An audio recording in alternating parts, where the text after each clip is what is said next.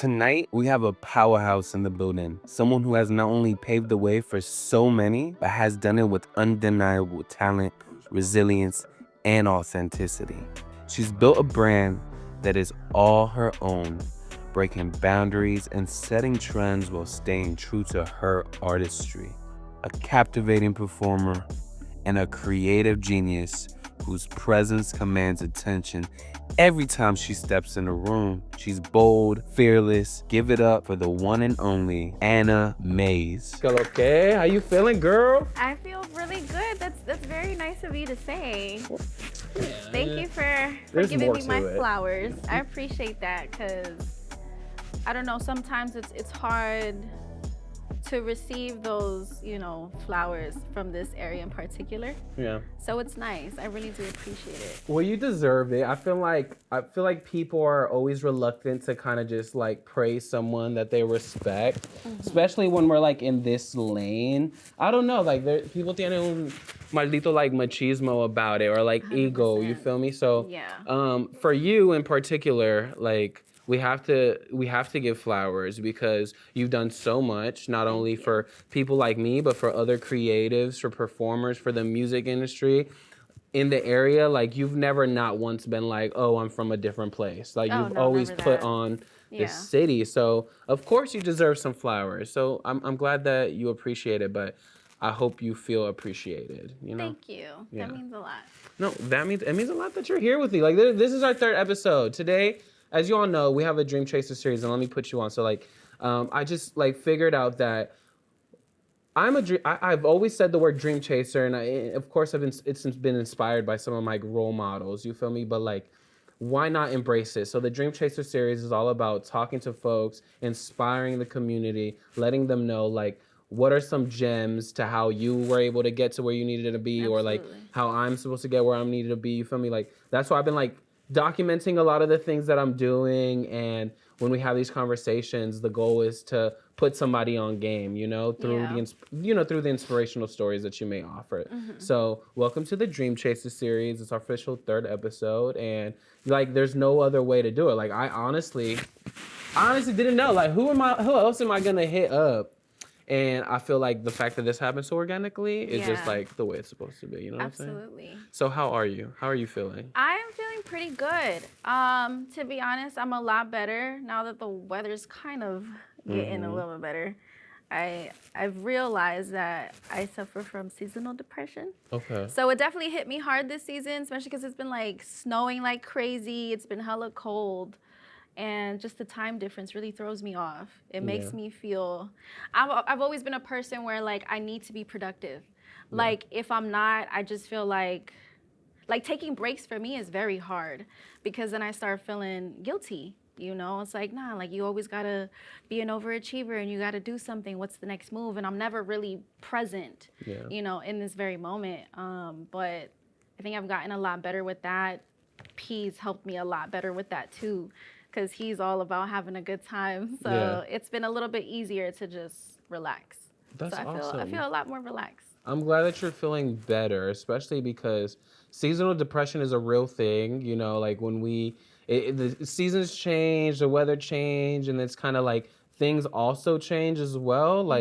People are not doing the same thing that they were doing a couple months ago, or work is slow, or, it's all the things combined. So whatever may influence how we feel, it's gonna happen. I feel honestly we can relate. I think I'm always in a funk, especially all year round, and then the fact that I'm realizing the patterns and I'm noticing what triggers. You feel me? That's the crazy part too. Is just this is probably something that I've dealt with my entire life, but this is the first time that I'm aware. Yeah.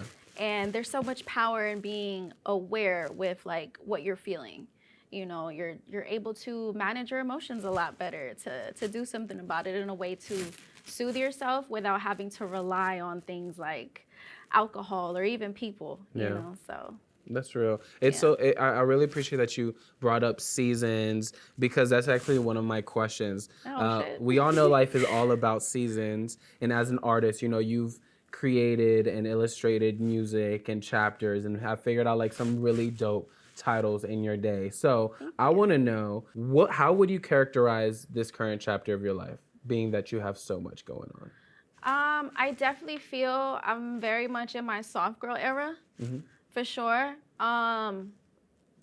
I feel like this industry can definitely, or just this world period, it can definitely make you very hard. Yeah. You know, like I've gone through a lot of things. It's a male dominated industry, a male dominated world. And so it's almost like you have to come in 10 times more suited up, you know, and just ready for whatever. And I've been living like that for years. It was my norm, you know, but it was also something that drained me really bad. And so I feel like now I just, you know, going back to what I was saying about allowing myself to take breaks, allowing myself to just feel beautiful, to believe it, you know. I really do feel like I'm very much in my soft girl era, you know, being in a much more healthier relationship. And that's not to say that we don't argue or have our differences, because we definitely do.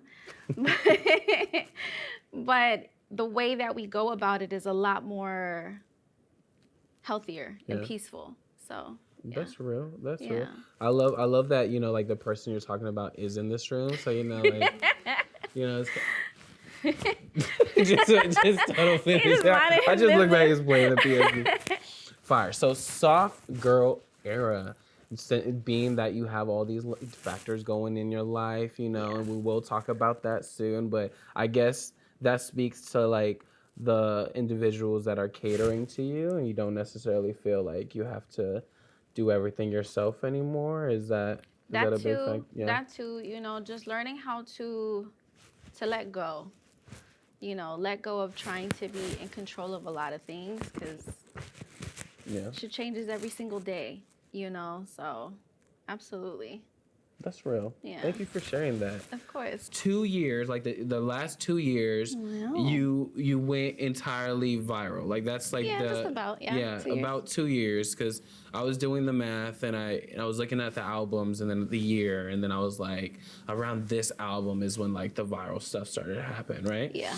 And then I feel like, dang, I'm old because it's been a minute. But it's really cool. It's really cool that I could look at something and be like, oh well, I remember when that happened. You feel me? It's like a commitment to an artist. You feel me? Like from a fan's perspective. All right, I'm talking too much. All right, so consistency is key in content creation, but how does it feel to be in the driver's seat of being a viral sensation? On top of that, upkeeping a community with engagement. Like, it's a lot, but how do you feel now that you've reached that point?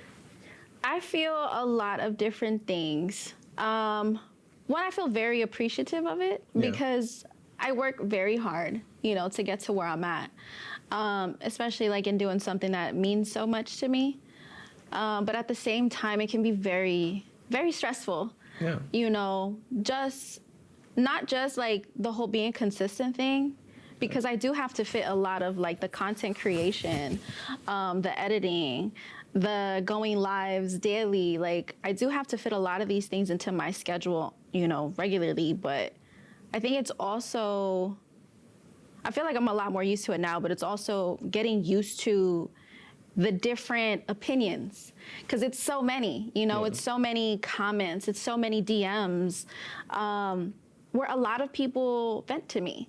And I'm glad that they feel safe enough to be able to do that, you know, because that's something that I wish I had when I was going through things. You know, I wish I had like, or I wish I knew about like a place that I can go to just vent and not feel judged, you know, with people that have gone through what I've gone through. So I'm glad that I'm able to provide that for them. But sometimes it gets very stressful because I don't have all the answers. You know, I can't change somebody's life from night to day. You know, a lot of it has to do with the decisions that they make. And it's tough because these decisions aren't easy, you know? So I think that's the part that gets me the most. Like, it really breaks my heart to see how many people go through things and that I can't help them all, you know? So. Oh, I feel that. So, like, being at the point where, like, okay, I got all this, you know, popularity and support, but then, like, wait, like, this whole new job just got assigned to me, you know? Like, now I'm everybody's folks. hero. Yeah. But I need a hero, too. Yeah. You know, I heard of somebody named Super. By the way. So, you know, I know. But no, that's so real. Like that's like I didn't. You not saying like you're complaining at all, but it's like you didn't necessarily sign up to be. And I don't think anybody does. You know, I feel like as dream chasers, you know, we want to be whatever it is that we're striving for. Yeah. And we don't realize that it comes with a lot of extra things, you know.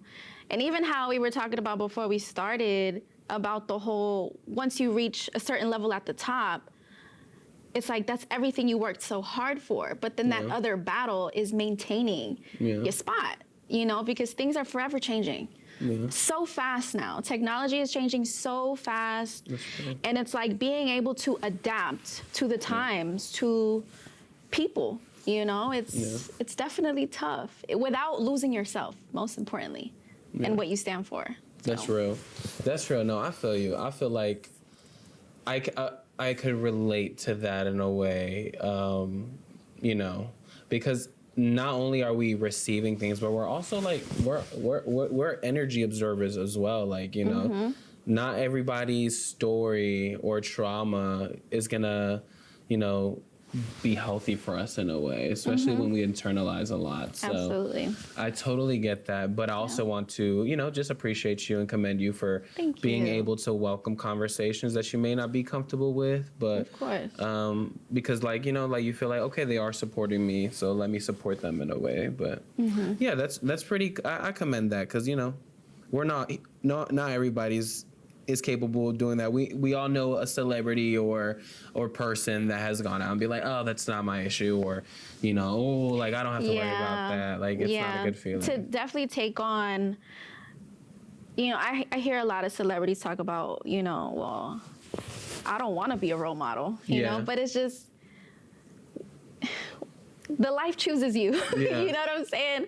It's unfortunately kind of like you end up becoming a role model because people do look up to you, you know. And I think the most important thing for me though is like to never lose myself, to never lose my integrity and the things that I stand for. I think that's very important, you know, especially in a world where I feel like a lot of things get over-sexualized. A lot of women get over-sexualized.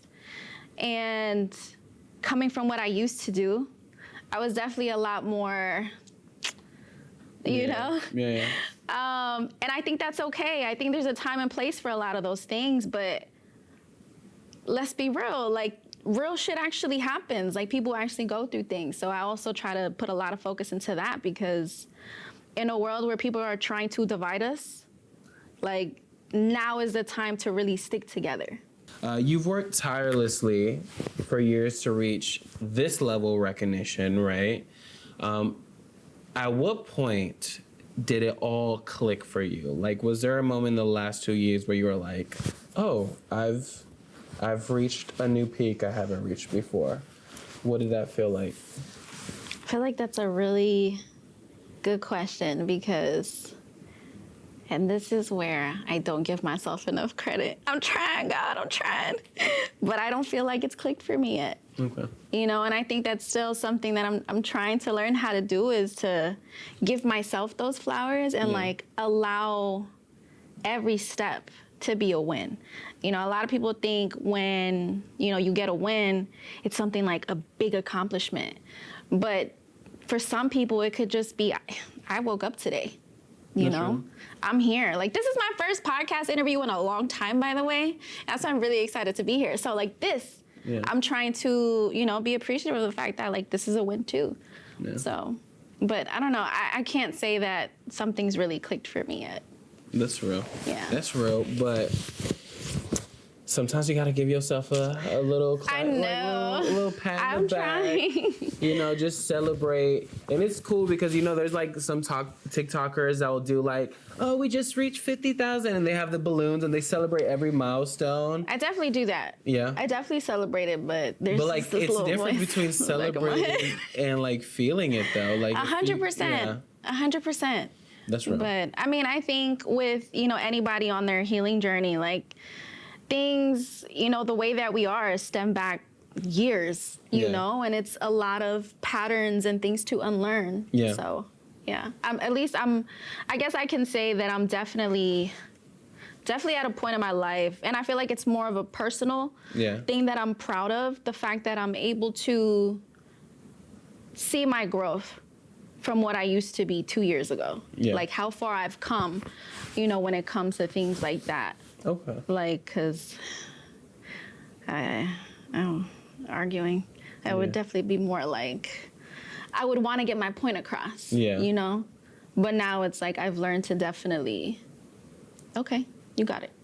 That's real. You know. So you for sure see growth. You're able to recognize like what you've improved in personally and all that. Yeah, that's fire. I'm glad that we brought this up because, you know, you are independent, so you are the driver's seat behind where your career goes, what you do with your artistry.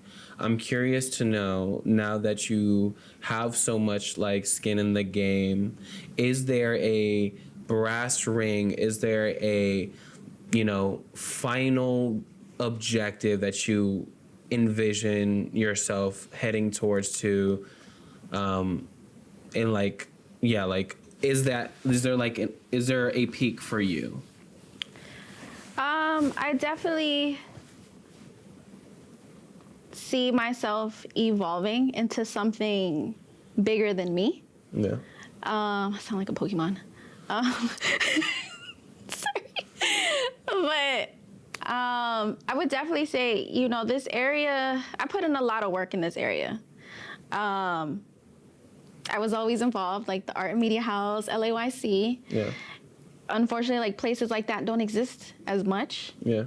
And that's definitely something that I want to start here. I want to give back, you know, because there's always a lot of, you know, and I've complained so many times before too, but it's like, oh, this area isn't a music market. Like, and that's why a lot of artists leave. Like, we go to LA, New York, you know, the South Side, you know, just because there's more things happening there. But the people that leave, it's like, what are we building here?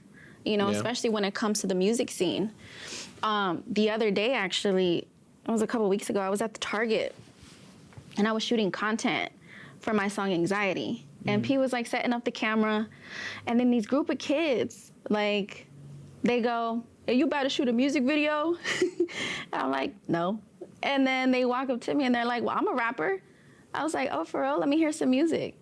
And he shows me his music, and it was so wholesome and so beautiful to see, because not only was the song fire, like he's super talented, but his friends they knew his lyrics. Yeah. You know, they were like rapping to his song along with him. And I told P, I was like, you know what breaks my heart? There's no guidance for him in this area. There's not enough managers. There's not enough, you know, marketing people or PR or anybody to really help him achieve his dreams. You know, there's no real example for him. And so that's something that I want to do eventually, like in the future. I mean, I started May Sound with Mark. Yeah. You know, so to really tap into being a label, or at least go back to the basics and start artist development. Yeah. You know, things like that. That's definitely something that I want to, you know, eventually give back to the community. And that's all attainable, you know, getting involved with the community. Absolutely. Figuring out what, like, a program that you can create, or just even like volunteering and offering your services to go like speak to youth. It's all doable. Absolutely. And for sure. I feel like you have a great voice for that. And even though, like, saying that you've gone to like high school tours and you've talked to individuals, but like, you know, you being behind it, I think could be like an amazing next chapter of your book. Absolutely. Because like all greats, they've all become what's the word, philanthropists? Yeah. And like very charitable, and they've created organizations to give back. Yeah. So I think that would be really dope. Yeah. Even if it's like a book that you write. Oh yeah, that's something that I want to do too. A guide to the maze or something like that. Absolutely. Not me like giving ideas. He said 10%. A guide to the maze. That's really dope. That's really dope. I really appreciate you saying that. Mm-hmm. Talking about empowering the youth. I recall the first day I ever like came across you. We went to the same high school, and it was just another day. I think I might have been there for, if I'm not mistaken, maybe a basketball practice you had. I don't know. I don't know why I was after school, and in the gym, but I came across you and you were like, I think you were like tying up, I think probably about to start doing volleyball practice or something. And I was like, okay, what's up? Like, you feel me? Like, and then Carlos came up to me. He was like, oh, you know who that is? And Carlos is a homie that was always involved in music. And I was like, no idea. And they're like, oh yeah, she's a rapper. And I was like, oh, okay. Aww. So like, saying that, if you were to able to go back in time and come across the younger Anna Mvze, if you were able to walk into that gym and just give her some, I don't know, maybe advice, maybe you just want to say something to her, what would you say? Let me mentor you. That's real. Yeah. 100%, because coming into this game from where I'm from, I was definitely the first of my kind. Yeah. You know, like the hip hop scene was popping, but there wasn't a lot of Latin artists. I think at that time we had like Gordo Brega, you know, the whole MWA, we had them, but there was no female. Yeah. You know, so to break into the scene like that, it comes with a lot of challenges. You know, so I definitely wish that I had like a mentor or like a hip hop older sister, you know, to really guide me and protect me from things that I just didn't know, you know? So yeah, I would definitely say, let me mentor you.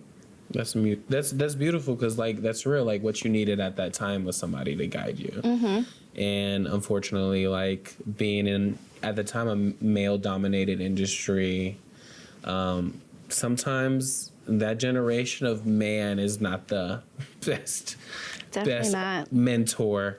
So I respect that. I appreciate that. Thank you. All right, so you've written music in all genres, all types, all messaging. You do a lot of love music. You do a lot of heartbreak music. You do a lot about empowerment. But I'm gonna be a little messy here. Like, I want to know if you can remember your first heartbreak or your first love song that you wrote about, and whether or not you remember like the situation that inspired it. As Anna Mvze. As a writer. I feel like you know something that I don't. No, I'm just curious. I was just curious. I would definitely say the first heartbreak song, I want to say it was Todo de Mi. Mm-hmm. Yeah. At least that's the most memorable one. Okay. Yeah. That's real. Mm-hmm. What inspired it? I was actually in a relationship that nobody knew about. I was in a relationship for like 4 years, maybe. Mm-hmm. And it ended. You know? It ended. It was a heartbreak. So that's what I wrote about it. But it was one that I fought really hard to keep. And it just got to a point where that energy wasn't being reciprocated. Yeah. And I just kind of got tired of pressing it. Yeah. And so I just let it go, and literally the night we broke up was exactly the night that I made Todo de Mi. Yeah, you were literally like from scratch. Like Mark was making the beat type shit, and just instantly. Yeah. That's fire. Yeah. Aw. Okay. All right, that's cool. Thank you for sharing. Okay, so you have been in rooms, shared spaces with countless iconic creative artists. If you can think about an interaction that you had that has been the most memorable thus far, what interaction would that be? I have two. Okay. The first one, Lil' Kim. Awesome. Just because it's fucking Lil' Kim, bro. Yeah. And I don't know, I didn't expect that to even happen, you know, to be a part of, you know, her 9 album, just a part of like the creative process, you know, to witness like greatness right in front of me, and just how sweet she is. Like, you know, when you think of female rappers, like a lot of them, they're not very nice. Yeah.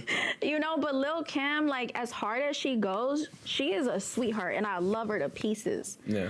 You know, and after we celebrated her album release, like I think there's a video about it too, but like she, you know, she's in the car and I'm like congratulating her. Yeah. And she goes, "You're next, like it's your time." Yeah. And she even tells Mark to like get his shit together, like we need to focus on her. But I really appreciate that, because for another woman, you know, to be able to like be okay with giving me that like that shine, it's like that's such a beautiful moment. Such a beautiful moment. So definitely Kim, and I would say Frankie J. Being in the studio with Frankie J, it was so beautiful. Like to see, like, oh my goodness, like I've been in the studio with a lot of amazing singers, rappers, you know, but like his voice is so heavenly and perfect. Yeah. And he's just in the studio, just like freestyling ideas. And I'm just like, all of these sound fire. And he's talking about, let's do it again, let's do it again. I'm just like, these all sound really good.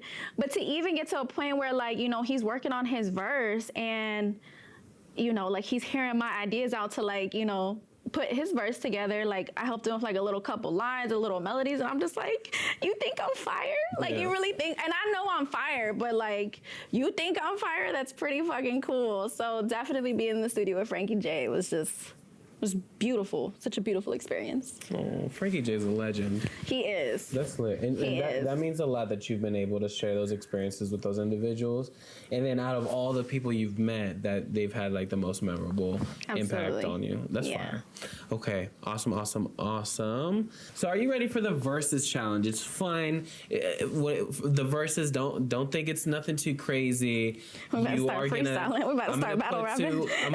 I'm gonna give you 2 names. The theme is gonna be women in music. Okay. And because you know you're originally an MC, we're gonna mostly have MCs in there. Okay. Some OGs, some newbies, and and don't think like you're married to the idea that one is better than the other. This is just a fun game of verses, okay? Okay. So I'm gonna give you 2 names. Whoever wins goes on to the next round, and they go against the next person. Are you ready for verses? I pray, because I'm a very indecisive person, if you know me. So just first name, just the first name, okay? Okay. All right. So we're gonna start with Lauryn Hill versus Missy Elliott.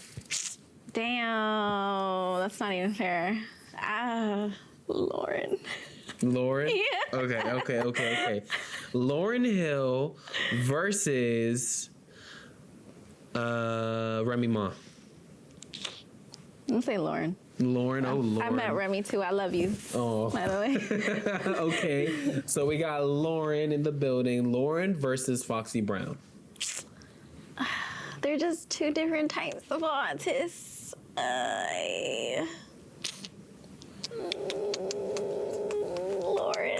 Lauren. Oh wow, Lauren. Okay. All right. Lauren versus Queen Latifah. I love Queen Latifah. And we just talking about like rap? We're just talking about like just music.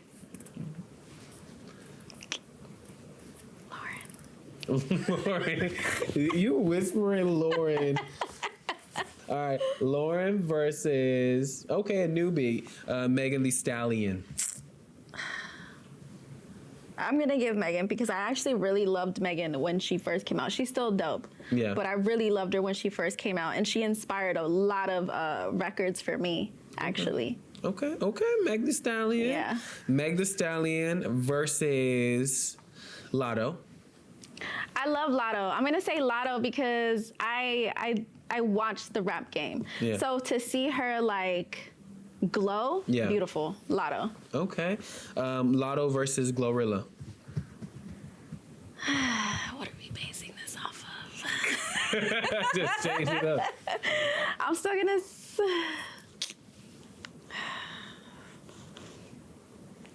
Uh-oh. This one's hard.